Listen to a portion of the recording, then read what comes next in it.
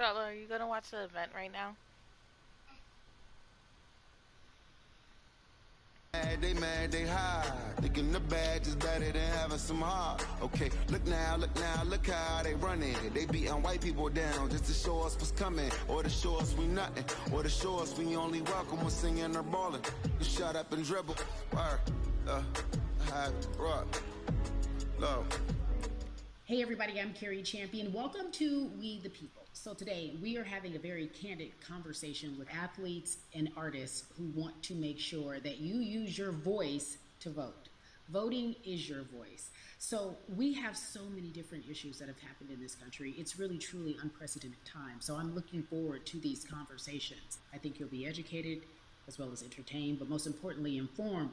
We have morethanavote.org, whenweallvote.org, and fairfight.com. Those resources are imperative as we try to change our future.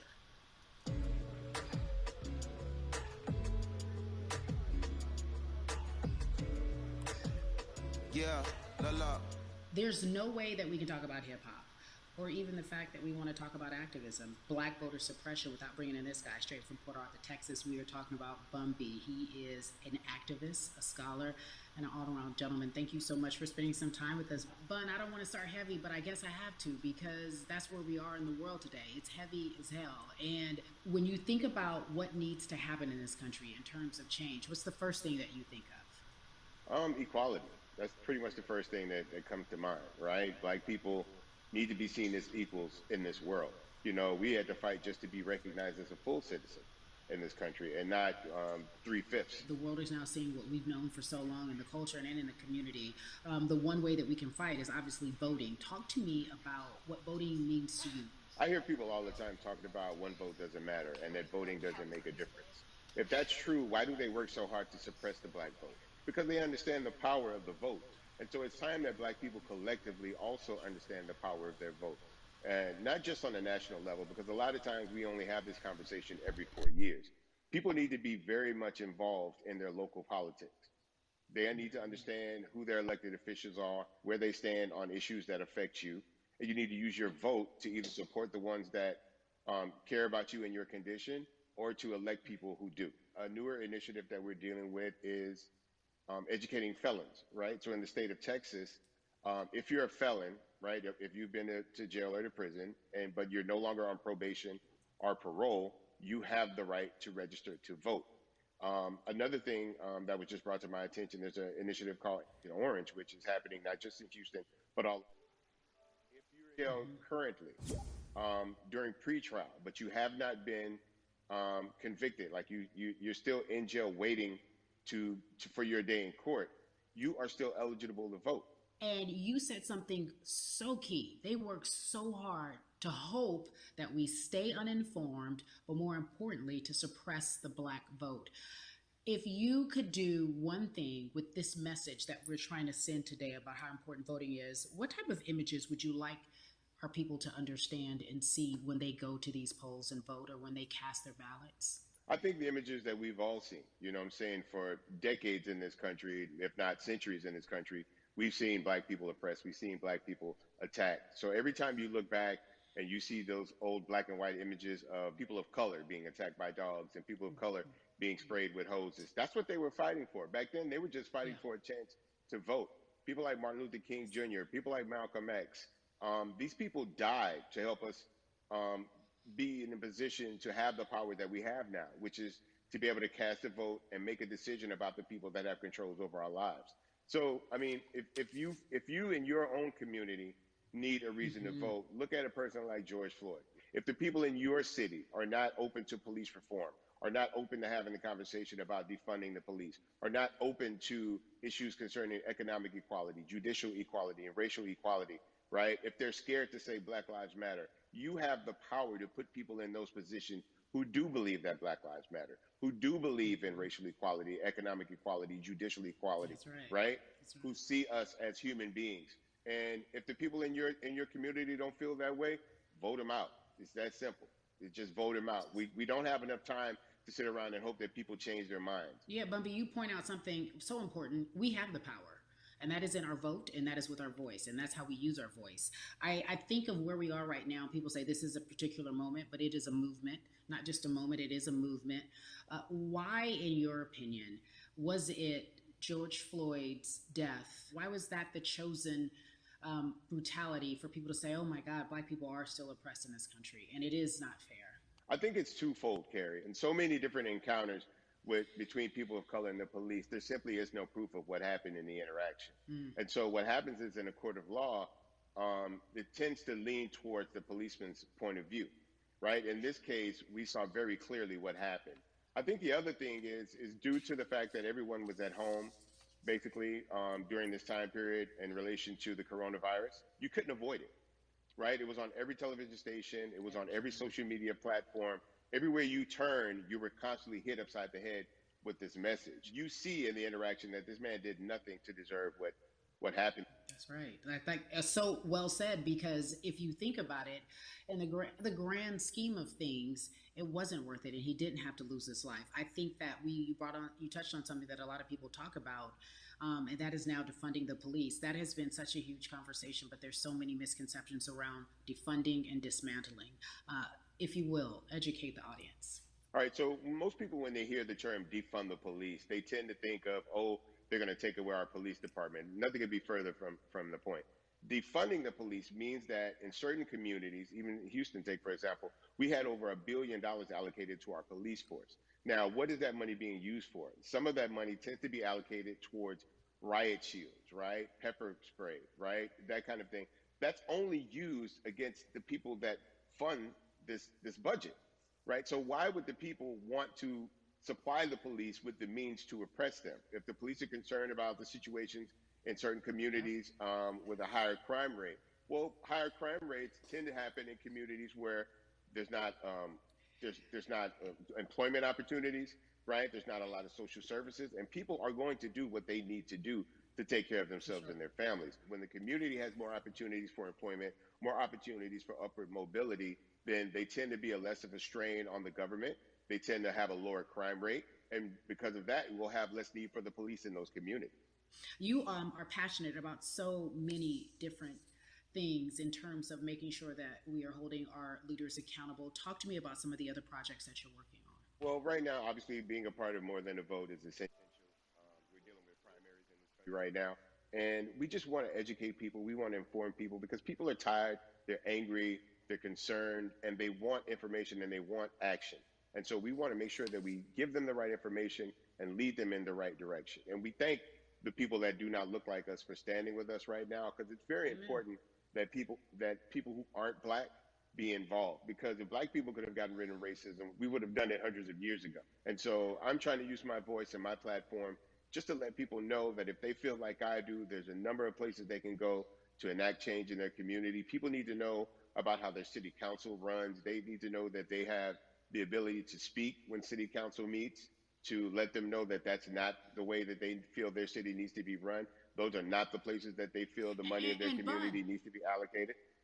And Bubby, even a step further, they can run for office in their local community. They can run for positions. Like, people act like they leave it up to somebody else. If you're upset, it's not hard to get on the school board. It's not hard to be a part of the city council. It really isn't. And depending on how small your town is, you could be a mayor. It's the power is with the people, and we need to just know that that's happening. Absolutely. And it's always been with the people. You know, if you look at Trayvon Martin's mother, Sabrina Fulton, right? She felt that there was a system of racism and a system of oppression that led to her son's death.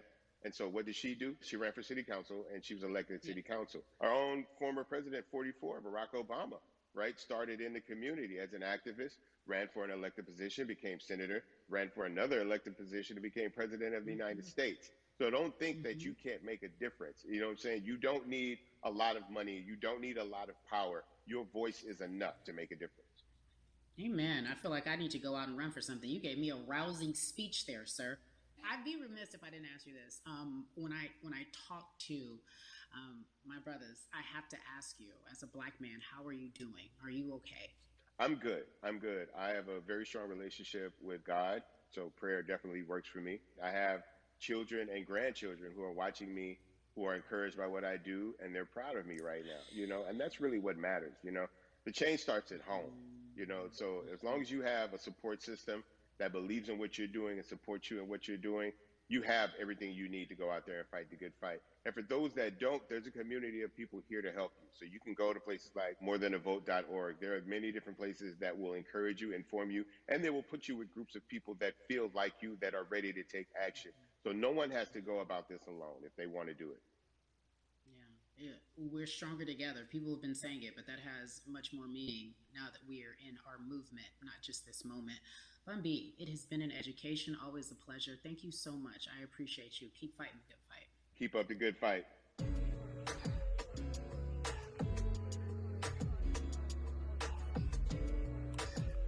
Yeah, la la. So our next guest, I have to admit, I'm a fan, but there are so many different people that we could talk to, and I thought it was so imperative that we speak with her. You know her as Molly on the huge, successful show Insecure, HBO's Insecure. She also has a comedy special highlighting her Nigerian roots, and she's an amazing podcaster. Let's welcome in Yvonne Orji, everyone. You have such a beautiful way of making things funny, giving us our medicine with some candy, right? The humor Yeah. and the healing. You bring all of that to your space. And right now, as you look across this country and how everyone is so broken and so upset, if it's not social injustice, it's the pandemic, it's depression, it's unemployment, the list goes on and on. How are you doing, quite frankly? I'm rediscovering self in a way that is hard but necessary, that will lead to ultimate joy. I know it sounds like a lot, but no, I think I personally think that God put all of us on a global timeout. Like we just, America hasn't done as good as other people when it comes to timeouts, because everyone else is out playing at recess, and we're still in the principal's office hoping and wishing we can come out. But I think that if we settle into the timeout and really learn the lesson that we're supposed to learn from this season, I think we'll emerge better. We'll learn how to play well with others in more ways than one. And so personally for me, I'm taking this time to learn me in a new way. I feel like I'm being ushered into a new season, and I'm getting still, because sometimes the busy confounds the work that we're supposed to actually be doing. We're busy doing other stuff, but we got work that we need to do on the inside. And I'm leaning into it. I'm like, dang, I thought I was gonna be able to rest like everybody else. And God's like, nah, we got work to do. You know what? And I think that's what everybody is saying about 2020. It's demanding that we be better. And you said it's a global timeout. What do you mean by that? Yeah, it's like everyone sit down, be humble, to quote the great prophet Kendrick Lamar. But like, no, seriously, sit down and let's reevaluate some things. Let us unearth and shake up the things that we have been trying to hide within ourselves, within our nation. I think America is going through an unraveling right now, a much needed, a much necessary one. And I think all eyes on us, right? There is no, oh, I was on the subway for an hour, so I didn't miss that thing that happened. No, everybody was home. Everybody, was watching when George Floyd died, and everybody, no one could hide it. Everyone was watching when Amy Cooper called the cops. Like, this is a time where it's like, oh, we can't pretend it away. We can't excuse it away. No, no, no, no, no. It's a global timeout. Sit down, watch, and let's learn. And globally, it's like, hey, we were going business as usual, but it ain't usual no more. Like that's old. Anytime change occurs, it's very uncomfortable. And so right now we're sitting with we're getting we're getting comfortable with the uncomfortable. The minorities, we've been comfortable with being uncomfortable, because that to me explains just the existence for whatever we want to do, how we break into our careers, how we live our lives, how we find ourselves one of the few or one of the first. And that's a lonely road. When you look at, and when you talk about this global timeout, everybody had to pay attention to Amy Cooper. Everyone had to pay attention to George Floyd. How is that helping us as a people, as a country, during our global timeout? I think, well, one, we're not minorities, Carrie. You already know it. It's like these labels that they put on us. It's like the same way of saying like black on black violence. Also, there's no white on white violence. It's branding, Yeah, right? It's all yeah, branding. you're right. You're It's right. like white people kill white people every single day. So no, there is no black on black violence. And if you say black on black violence, well then let's brand white on white violence. Like I watch Investigation Discovery. Ain't too many of us being featured. so, I just even like, but to answer your question, what does that do? I think what everyone expected is what has happened in the past when the world was still open, right? In that, okay, you had everyone from Trayvon Martin to Castillo to Sandra Bland. You had all of these lives lost, and Black people made some noise. We rioted, we got out in the streets, we started the Black Lives Matter movement, all of those things. And then white people kind of just like, oh, let's give them something. And then it's just like, is it over? It's like Oscars so black. Okay, good. We gave some Oscars. Are we good now? Like, are we even? And it's now it's just like, oh no. This is not about like a band-aid. It's like, yo, we might have to amputate the leg a little bit, but it's all right because by amputating the leg, we're gonna save the body. And so I think that's what's happening now. Like, America is realizing, like, oh, Black people aren't just making a little bit of noise. Like, the protests are still out. The conversations are still being had. The change is still being demanded. And I think they're seeing, oh, this is not going no way. And no, it's not, because we need systematic change. What a beautiful way to explore what is happening and describe our country. We might have to amputate the leg, but that's to save the body. That's what's happening right now. That's beautiful, Yvonne. And to that end, I have to ask you this, because the way that we do that, we use our voice. And our voice right now in this world, in this country, is our vote. And everyone talks about voting and how important it is, but I feel like more than ever we understand that it's not just about voting every 4 years for the man in office. It's about your local elections. It's about the mayor. It is about the district attorney, the people who have the power to bring charges against police if police brutality is an issue in your community. If you care about your school district, you can run for the school board. I ask this of you, right? Your parents are from Nigeria. You are Nigerian. You talk about that very lovingly. What does voting mean for you? I think voting is power. I remember, I became a naturalized citizen back in the 90s when, because I was still a minor, my mom naturalized, and so we were able to do it under her. And just even that power of like, we are American citizens, and all the access that we have by being citizens, one of Oh, those you're still in the accesses party. and those access to power being voting. It's a big deal. It's a big deal because not only do we have the opportunity to be in this country, but now we can be of the country. We can be of the systems. We can be of the rules. We can be of what it actually affords. But I think, going back to your earlier comment about just the setup of systems, I think we are done a disservice. Either it's schools or whatever it is, and I'm not putting teachers on blast. I think teachers do a phenomenal job, but for some reason, we do not, and give them all the raises. I know too many parents who are like, this child of mine, I do love them, but hey, who, where can I drop them off? And I do think that there is a disservice done because, again, when we talk about them, to your point, we talk about every 4 years. It's important to vote for the presidency. We don't realize, like, oh, snap, we actually can vote about, like, how much our libraries get. It's like small things like that, but they make a big difference. When you think of voter suppression in this country, what does it look like for you? It's the systems. When we talk about voter suppression, we also talk about systematic racism, right? It's all the systems that set up. And we've normalized, okay, maybe your job will give you a half day, or maybe, you'll be able to get this luxury. It shouldn't be a luxury. It should be built into the system. It should be built into the fabric of how we vote. But maybe you'll be able to get this luxury in order to enable you to go vote. Think about everything disenfranchised, marginalized Black person has to endure in a day. So in a day, you need to get to work. If something happens to your car, if something happens to your child care, if something happens to, there's so many factors along the way that can send you into a tailspin as an American. And then you add on as a person of color.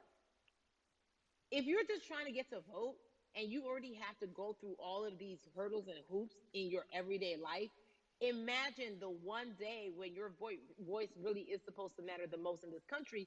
But then you also see all the times that you tried to have your voice matter, and then it's been shut down, repressed, told it doesn't matter. And then you're kind of like, what's the point? how do we keep hope though? If I'm watching this right now, I want to I how do we as a people stay hopeful? How do we believe in the promise that these quote unquote forefathers have given us? Because have you met black people? By default, like hope is infused in our DNA. Like you know what I'm saying? Like by default, like if we haven't been broken now through, be it through You're right. slavery, through Give it to me. Give capitalism, it to me. through Give it to through me. colonization, through Yeah, segregation, you're right. through I mean, listen, the history of black people in this country is at one point we were 3/5 the people. Mm-hmm. That's it. At one, That was a written law. And look at us now. We are whole. We are black girl magic. We are black boy joy.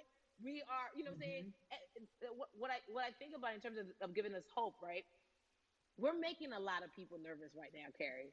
We're Of making a course. lot of people Ben. nervous right now because they're like, dang, we put all these obstacles in their way, and these jokers are resilient. But that should give us hope. That should give us hope that like we can't stop, won't stop. I mean, I went to the school of Diddy. You know what I'm saying? Hashtag, Harlem shaking it right now. Can't stop, won't stop. And I think that's our motto. We can't stop voting and we won't stop voting. We can't stop marching and we won't stop marching. We can't stop thriving and we won't stop thriving. To that end, because you led me directly there, I've been asking everyone who's appeared on this platform, what does activism look like? And I feel like back in the day, we had an idea. Yes, it is marching. Yes, it Yeah. is protesting. Yes, it is speaking out against things that we feel are not right or unjust. But talk to me about what activism looks like for Yvonne Orji. Listen, activism, I think the beauty of activism is that it has many faces, right? You're going to have the people on the front lines. Like, you know what?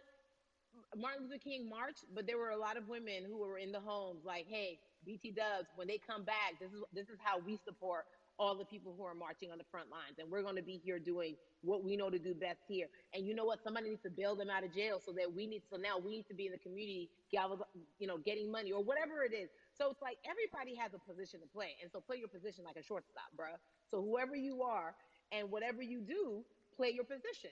So activism could look like, you know what? I'm not the one that's built to be on the front line, but you know what? My pockets go deep, so I'm gonna support the people on the front line. I'm a comedian.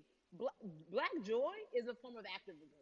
There's always a call for entertainers or celebrities that have the platform to do something. Why aren't you speaking out? I'm not a believer in thinking that it's mandatory. Like you said, everyone can be an activist and be activated in different ways. But talk to me about the connection.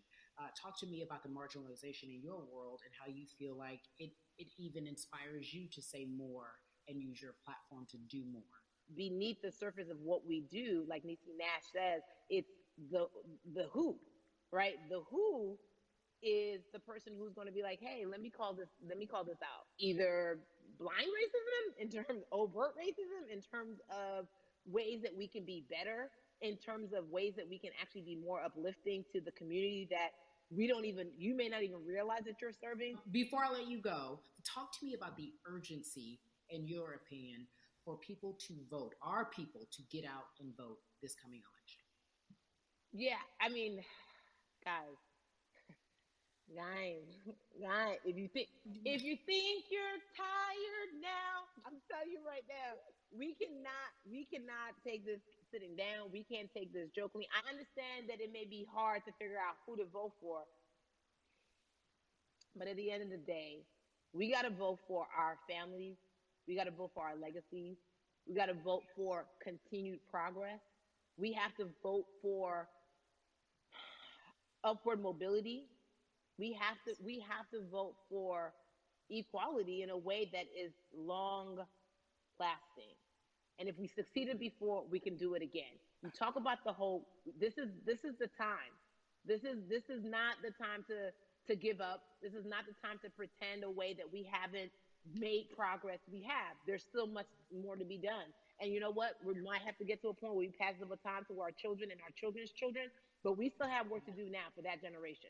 Von Orgy, you are everything. You are Molly, but you are not Molly. But I love you so much as Molly on HBO's Insecure. You are an amazing podcaster, Jesus and Joloff. Shout out to Lovey. And then we also have movies like you, the world. You're a model, a cover model. Also, wait, don't let me forget your hugely successful stand-up comedy special on HBO. Girl, I mean, you doing it all, and I am so grateful. You're truly the dream, not just the American dream. You're the black girl, brown girl, do it all dream, the immigrant dream, everything. You're a beautiful, beautiful soul. I really, really mean that from the bottom of my heart. Yvonne Orgy, ladies and gentlemen, nothing but the best and excellence personified. Thank you so much, my friend. I love you so much, Mama. Mwah.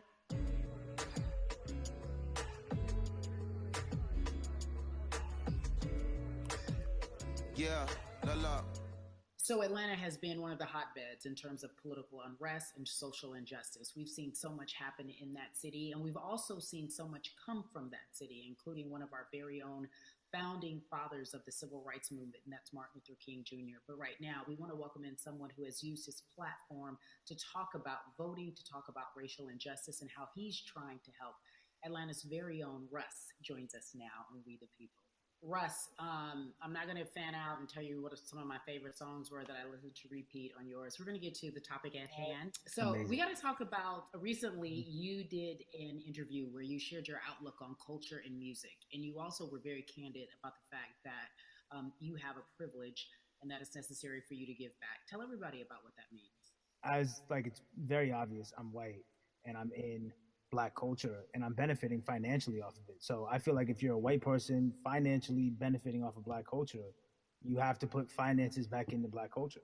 It's just that simple. The screenshots with your feelings, it just comes off like fake empathy because it comes off very dismissive and very oh, that sucks for y'all, but anyway, back to what I was doing. Have you felt that way always, or is it now because of the time of where we are in this country? I've always had the feeling. I think now it's just obviously elevated. It's a new level, and there's new, it's to the point now where you can't. First of all, you can't not say anything. Second of all, though, I just think saying something isn't enough anymore. I think, if you have the ability to put money back into a culture that you're financially benefiting from, you have the ability to, you should. It's interesting that you talk about it in that way because some people do believe that silence is the best way to go because it's hard to talk race, especially if you're white and you're in the Black culture. People just feel as if they can't talk about it. They feel awkward. They feel as if they don't have the privilege or the voice or the words. How do you find yourself right now in terms of interacting with people when they want to talk to you about social injustice, police brutality, what's going on in this country right now? Well, first of all, picking and choosing whether you want to be silent or not about race, that's a privilege in and of itself. But no, I mean, I try to just do my best to listen to the Black people around me and the educated Black people I have in my life. So I do my best to not act like I have all the answers for everything, especially in a culture that I'm not from. But that's why when we decided to raise the money for Black Lives Matter organizations, when we raised $500,000, we got on the phone with some of the women who started Black Lives Matter. I got on the phone with Tamika Mallory. I was on the phone with Karen Civil and talking with my friends to make sure the money went to like the correct places, and people who really need it. It's just about listening. That's all. It's about listening. Let's talk about that for a moment because the way I think of activism, for me, it looks very differently. It's not necessarily just protesting on the front lines. I think that's great. But what about being an activist in the way in which you have decided to be one? What inspired you? What did it look like? You said you raised money for Black Lives Matter. What did you do? Mm-hmm. Walk us through everything that you did and how you find yourself in this moment right now. So for me, it was 3 years ago. I had like a string of festivals, and I decided that I was going to wear T-shirts with a message on them because I figured, what better time to use a platform than in front of a bunch of people. So one of the T-shirts I wore was, "If you want to change the system, speak up. White silence is pro-racism." The whole thing, and it didn't really it kind of got swept under the rug back then. But when all this stuff started happening again, and it's been happening, the police brutality against innocent black people. I was like, man, I'm not the biggest artist in the world, and I certainly don't have the most white fans in the world, but I got a good amount of people that I can definitely mobilize and turn into some money. And I know they're down for the cause because it's merch, it's a good thing. And I've always been outspoken anyway, you know. And so, how am I going to be in black culture and not be outspoken about racism? And then I got to ask you this because you grew up in Atlanta, so that gives you a heads up, depending for so many people, because you're in the crux of that beautiful black city where there are so many wonderful black leaders, home of so much great music and things that speak to our culture right now. And we are really, really getting our word out, especially with this platform today, and saying that we must use our voice to vote. Talk to me about what the importance of voting for you in this upcoming election. Yeah, so full transparency, I had never voted before, ever.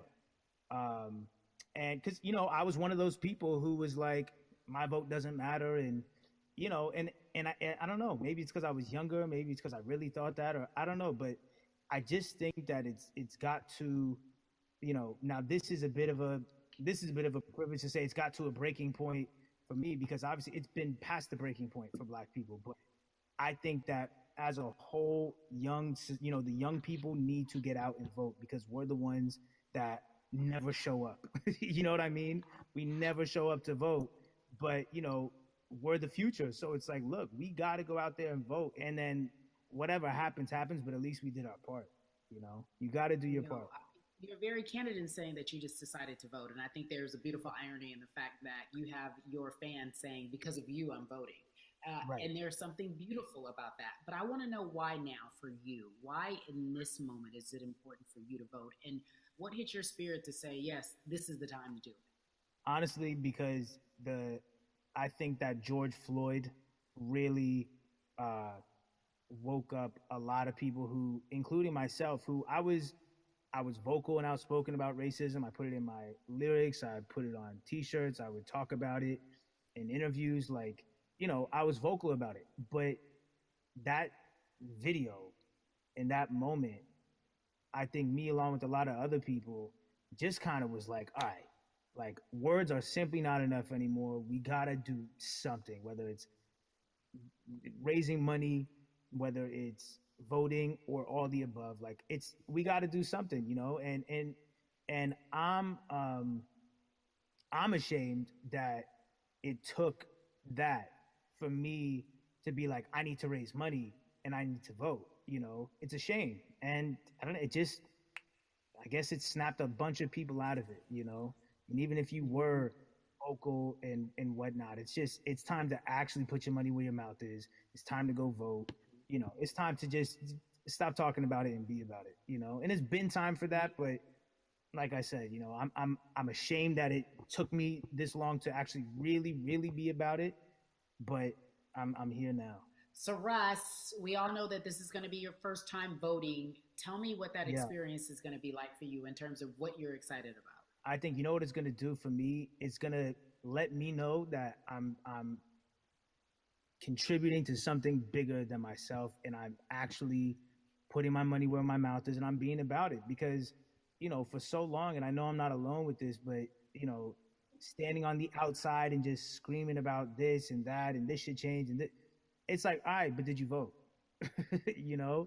And so I'm I know it's gonna feel good to know that I played a small role, and that's the problem. I think the mentality of like, my vote doesn't matter needs to be changed to, my vote, albeit small, does matter. It's a role I'm playing, and if I play my part and you play your part and he and she plays their part, then we make a difference. But it'll feel, I have a feeling it's gonna feel very, very bigger than me. I think when you realize that giving actually feels better than receiving, that's when you start wanting to do your part and contribute. So voting is an easy way to give, Yeah.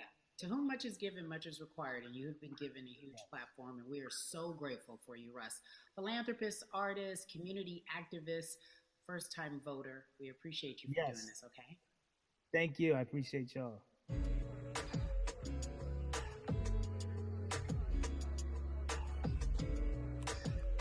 Yeah, look. So, cities like Atlanta and Chicago have been at the forefront of the discussions, especially now in this country when we're talking about COVID 19 and systemic racism, as well as police brutality and what we can do in this country. Again, we're continuing our conversation, letting you know that your voice is your vote and your vote is your voice. We can change where we are in this country. Currently, I'd like to welcome in Chicago Cubs right fielder Jason Hayward. I appreciate you. I brought in Atlanta and Chicago because I know you grew up in the metropolitan area of Atlanta, more specifically McDonough. Let's be technical, and and you have been very vocal throughout this entire time in terms of what our country's been experiencing. Let's look at the past month and a half, if you will. What has been the hardest thing for you to deal with? The hardest thing for me to deal with, Carrie, this last month has just been going from the virus shutting everything down to us being called to action. We've had multiple police brutality situations. We've had people protesting, wanting to get the message out. But I really realized that I need to be a part of the positive message and make sure that doesn't get lost in all the chaos going on, for people to actually hear from a reasonable, respectable person who cares about everyone involved. A reasonable, respectable person who cares about everyone involved, which leads us to More Than a Vote. It is a beautiful collective of Black athletes and artists. You are a part of that. Talk to me about why that's important for you right now, and this be a part of that collective. To me personally, it's important to be a part of that because I've somewhat used baseball and my craft as an excuse to not get more involved in voting. But I can't any longer use baseball and work as an excuse not to get educated, and not also to show people, like, at any moment in time, any walk of life, we can make a difference. So tell me in your words, what does activism look like for you? In my words, it looks like LeBron James, the biggest athlete right now on the planet, speaking up and breaking the ice for everyone. And I think for the first time, people see and hear from us. So now we have white teammates, we have other people speaking up and realizing, okay, like, this is how we go about doing this. And to me right now, social media, athletes speaking up, entertainers speaking up, like we're trying to do with More Than a Vote. You said something I thought was so key, because covering sports for so long, I know that it's tough for Black players specifically in Major League Baseball to talk about how they feel. Adam Jones did it in a very eloquent way early on, but there are very few that are vocal. You said you all were afraid. Why use that word, and why were you afraid? We was afraid because in 2019, there were 68 of us total. And there are 38 teams. There's 25-man roster on each team. There's a 40-man roster, which is on each team as well. And there aren't many of us. So we're outnumbered in that sense, but not always in a negative way when it comes to our teammates and our clubhouses. But to get to this point, you have to move a certain way. You got to be careful what you say. You can't ruffle feathers. You can't come off in any way. Much like other Black entertainers, much like yourself, probably having to live through life every day. But to get to the highest level, you got to button up. You got to be seen and not heard. So baseball is, like I said, it was time for us to try and speak up and make a difference and show it's okay to do so, because we can't be quiet any longer. That is a button up, be quiet, be seen but not heard. That is an expression that a lot of Black folks can relate to in whatever aspect of professionalism that they experience, especially if they don't work for themselves. They just feel that. That is also a socialization that we have as Black folks, especially, like you said, if you want to get to the higher level. And for so long, I felt it bubbling right underneath the surface that so many of us who were in whatever positions we were, who had platforms, were tired of pretending and looking the other way and spending so much time making others comfortable while we were uncomfortable. Do you feel that this is the type of movement that is sustainable, or is it just for a time? No, it takes everyone joining in on the conversation. And right now, I feel like more than ever, there is little things as possible to distract from bigger issues. And we saw on draft day, we saw our president, Theo Epstein, holding up the sign saying Black Lives Matter and wanting to include the rest of MLB in that. But now we're having those conversations as well. So I definitely think this is sustainable, and it's not always just going to be the popular thing to do. This is something that people want to get right because they know we care. Jason, you said you think it's sustainable, that what you're seeing, especially with your colleagues in baseball, that this can be something where you're feeling more comfortable, feeling more safe to share how you feel about social injustice and police brutality. What are you doing right now in this moment with your platform to help change how we look at voting and how to educate the culture and the community about voting? Well, first, what I'm doing, Carrie, is joining up with More Than a Vote and joining up with other athletes and entertainers to get that message out and use our platform in that sense as a group. And try to create a brand with this to make it something that's not just about the election coming, make sure that it's about people getting educated for years to come and figure out where to vote and how to vote. We've got people in different areas that cover different demographics and influence different areas of people. And as a baseball player, as a black baseball player, I feel like now, like we talked about, is finally the time to show people that you can use your voice in this profession. You don't have to be afraid. And to me, that can help someone, help a kid growing up. He can see me, he can see other guys that were in the video we posted saying, hey, this is what they're standing for. They're speaking up for these things, and it's okay to want to play baseball. It's not lame. It's not something I have to be as afraid of as I was before. So I feel like that's my role in this. I have a younger brother as well. He's 24. He also plays baseball. So I've got to lead by example. I can't just always, come up with a good answer that sounds good on TV. When I get asked a question on, what do we need to do to make changes? I'm joining up here to make sure that I take action and get educated myself. For one, so many people, I feel like in Atlanta, they're on the move. Or when you want to try to make a vote and try and cast your vote, you have to do it by mail. You have to sign up for the absentee ballot. Then you have to get another ballot in return. They have to send it back to you. Well, for me personally, they didn't send that back until it was too late, right? We didn't get it in the mail to the address that's an Atlanta address at my parents' house. We didn't get that in the mail until it was too late. And then from other friends and family that are still in Georgia right now, I just hear about them being held in lines too long and trying to get off work. And we know how it is for any family, but let alone a black family in the city or in the suburbs trying to take care of their family and trying to provide for them. You try to get off work, and then you're like, wait a minute. You start looking at the clock. It's like, oh, this is not going to happen today, right? And so I saw, Mayor Keisha Bottoms, reach out via social media to people and say, hey, I'm going to address these issues right now. I need y'all to stay in line to cast your votes. Keep hanging in there. So to me in Georgia, that's what that looks like. Well, it's interesting that you even bring that up because there have been all these images specifically from Georgia, because that's such a battleground, where you see people, especially when it came to the primaries, doing whatever it takes. And this is real life voter suppression that you're talking about. It's been happening for decades. It's not fake. What you're saying, these examples of sending you your ballot too late after the fact or shutting down the polls at 6 o'clock while people still are in line, that's a real life issue. There needs to be some type of change. And I think that what we're doing right now is fair. But the idea of voter suppression, do you think that that is well known, especially with folks, within the generation, your generation? I think it's known in our communities, right? I don't think it's spoke on enough. I don't think there's been enough light drawn to it. Bring it to light. Let people hear about it. Let people learn about what that looks like. And get more people to say, okay, look, like this is going to happen. We have to expect this, and we can no longer make the excuse.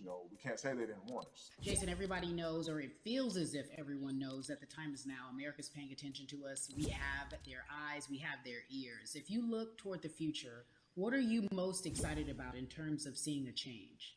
I'm excited about how fast the word is traveling. The word is being spread right now.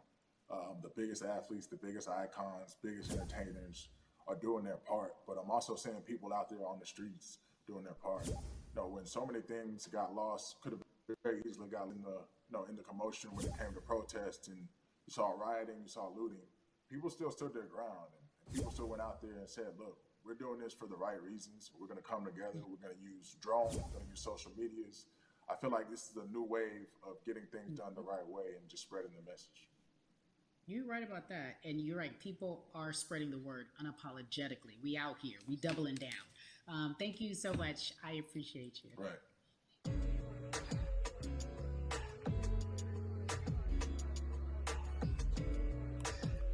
Yeah, la. Hey, everybody. I am so excited to welcome a friend, a brother, family member, if you will, former colleague NBA great, sports analyst, philanthropist. He does it all. And he's here to give us his time and his platform to talk about something that is so important, and that is voting. Everybody, welcome Jalen Rose to We the People. Talk to me about how important it is for the people who know you and love you and look up to you. Why is it so important that you use your platform to talk about voting? Initially, we have to get past the stigma of the mental systemic racism that comes with the presidential race, governors, mayors, senators, judges. We've been conditioned to believe that our vote does not matter. So usually when we looked up at all of those races and people that were running, not only did they not look like us, we didn't believe they were there to represent our best interests. So therefore, as a collective, we didn't mobilize until Barack Obama, and we felt a sense of hope that finally our country is going to do something that we felt would never happen in our lifetime. And I remember being at the inauguration in 2008. I made sure I was there. And we voted. In 2016, we didn't vote, Carrie. We didn't vote. And so many people try to make this political. This is not political. Me telling somebody to vote is like telling somebody to pay taxes. So that's one, getting over the stigma of nobody is going to represent our best interest. And then number two, the reality is that the person that gets the most votes doesn't necessarily win the presidency. That's uncomfortable right there, because that's actually what took place in 2016. The Electoral College chose the president. And if you put all of their pictures up, I'm pretty sure they look a lot more like each other than they look like you and I. How about that? And then the third thing, especially in urban environments, oh man, they create barriers for us, Carrie. It's like you got to jump over the fence, you got to run past the dog, you got to jump on the hood of the car. The lines is 5 hours long. You get up to the poll and they don't work. Elderly people working in the city, while they got the young people who understand technology working in the suburbs. Like, these are all systematic things that try to discourage us from voting. And then finally, we don't have a day off to vote. We need to work. So we don't get a day off. It's going to be a full day, and I got to work to pay my bills. So you know what I'm going to do? I'm going to mail in vote. And you know what you want people to realize? That counts too. So your vote will be counted if you're able to mail it in. So those are a few things that I hope that we can do and mobilize. And shout to LeBron and his team. Shout to you and everybody involved. We will make a difference. Well, let's talk about more than a vote. There is a Black collective of athletes, of artists coming together and saying voter suppression is a real deal, especially in the Black community. When you just talked about, I got to work, so I can't go vote. And then when we do get in the booth, just in case we don't have to work, do we know who we're voting for? Not only do we have to vote, we got to be educated. And it's not always even about the man who's in office or the woman who's in office for president. It's about your local elections. It's about the people who are your DAs, your state DAs, like the people who actually make change in your community, who will change police brutality, who will make sure that your community is taken care of, who will defund police and hope that they can help you in stopping police brutality. So talk to me about why you decided to be a part of More Than a Vote and what it actually means. Well, it means a lot to be involved with such an impressive collective, as you mentioned. And I said this multiple times, and I know it can be uncomfortable when I say it, but a lot of times we have to get to the root of the issue before we find a solution. And the quote was, I wish America loved Black people as much as it loves Black culture. And this collective, by the way, represents in a lot of ways what's encouraging, but also sometimes disappointing about our role as Black people in America. Because we were brought here as labor and to entertain. And we use those vehicles to get paid and move to the suburbs and be the idols of white kids. And so now that we have this collective, I would say sports entertainment represent the most powerful group of black men in the United States. I'm talking about money, power, celebrity, the ability to mobilize, community involvement, their leadership, their intellect. And so to have all of us pull it in the same direction at the same time for anything that we're passionate about is going to be a difference maker, but it's definitely going to be a difference maker in the 2020 vote because we're going to make sure we inform everybody that they can let their voice be heard, and failure is not an option. Jalen, what does voter suppression look like to you? A perfect example took place recently, Carrie, in Kentucky. It was 6 p.m. at night, and so many people were standing in line enthusiastic to vote. And you know what they did? Locked the doors. And you know what the people did? They continued to bang on the doors, continued to bang on the windows. They continued to let it be known they were not going to leave the premises until they got a chance to vote. And you know what ended up happening? They opened those doors and allowed those people to vote. So do not be discouraged. These barriers show you that it matters, and we're here to help you break through them. The same thing with our platforms and voices, Carrie, because you know what's going to happen. At some point, Breonna Taylor is not going to be trending anymore. People are not going to be protesting anymore. But it's still up to us to keep making sure that our voices get heard, and this is one way to do so. Right, and that is a form of being activated, being an activist. It doesn't have to be protesting. It doesn't have to look like what you think traditionally activism looks like. It's voting. It's that simple. We now have to understand, like, this is a critical mass moment for this movement to continue to hold up as much steam for as long as possible. And that's what this collection is going to hopefully allow for that situation to happen. Jalen, in today's age of technology, it should be easier to vote. No doubt. It's like we call these devices smartphones, but yet I can't vote from them. All of the things that we do in our lives are in our phone. All of these barriers are things that people will need to overcome in order to create a level of enthusiasm to vote. And again, this is not political. It's your right to do so. And there's so many times where you feel like somebody may have gotten done unjustly in your community. Pay attention to who the judges are, who's running for Senate, mayor, governor. Pay attention who's running for president. And let's make sure in 2020 we make a difference. Why is more than a vote so important and invaluable in our community right now? Well, because right now, I think we have an opportunity to let our voices be heard louder than ever. Anytime you see the mobilization of white kids holding Black Lives Matter signs, that means there's a breakthrough. Now, what happens with that breakthrough is the next step. You're going to look down in your email, Carrie, you're going to see all of these companies telling you how they're going to work on their diversity, how they're looking themselves in the mirror. They need to make change, just like in sports, right? Look on the field, on the court, all those black players. The further you get up, it's like altitude or a ladder. It gets thinner and thinner. And so a lot of people talk about the system being broken. I hate to remind people that it's not broken. It was built this way. And one of our ways to help change the system is to vote. So that's why more than a vote is so very important, so we can make sure everybody participates and gives themselves an opportunity to let their voice be heard. I think it's interesting because you talked about black men being very powerful in the U.S. if they're athletes and entertainers, because for so long those have been the only avenues traditionally to create wealth.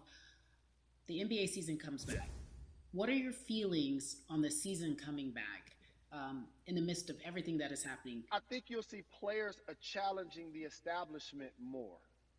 You're going to see them saying, okay, if you have all of these marketing and promotional deals, how many of them are with minorities? How many people are you employing, NBA? What about certain teams? Who do you have as a minority owner Or what about the candidates that you have for positions of power? NBA players have proven as blacks that they are now movers and shakers in the game. They're Mm-hmm. now the Mm-hmm. dog, not the tail. So if they decide not to play, some of the biggest social changes and conversations have taken place in sports that weren't during the game.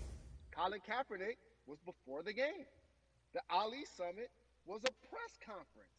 So they could mobilize if they chose to. But when and if you do play, challenge the league. Black Lives Matter on the jerseys.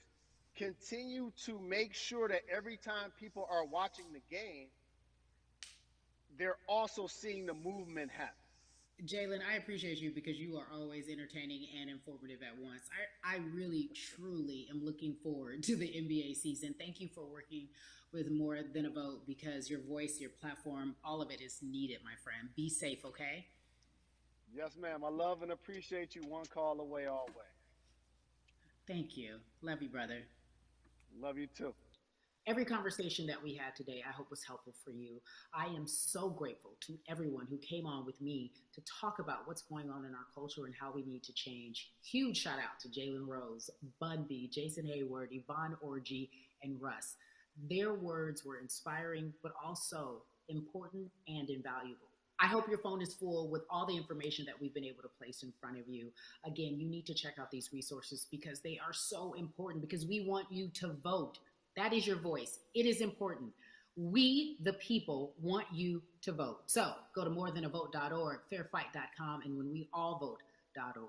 Again, thank you so much for joining us and paying attention because this message, again, is invaluable. I'm Carrie Champion for We the People.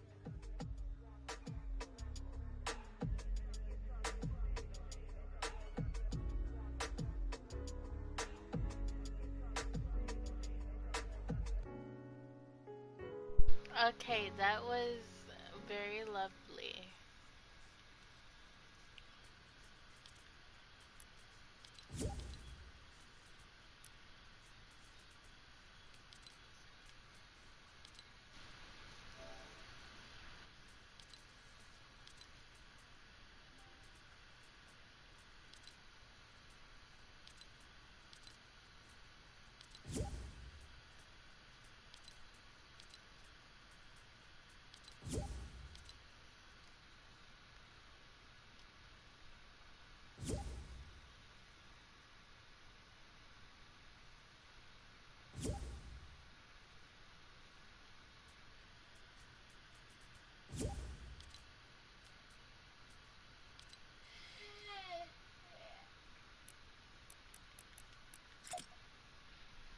I'm so glad that like that was, yeah, it is.